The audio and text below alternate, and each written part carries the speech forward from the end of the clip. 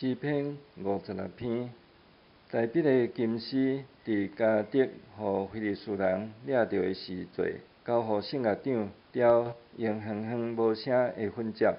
上帝啊，求你怜悯我，因为人吞踏我，规日攻击压制我，我会对着规日吞踏我。至悬的上帝啊，攻击我的人真多，我惊吓的时，我要倚靠你。我倚靠上帝，我要称赞伊应允的话。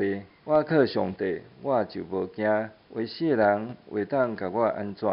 因规日歪曲我的话，所想的拢是要害我。因自责埋伏，得上我的骹步，长等要害我的性命。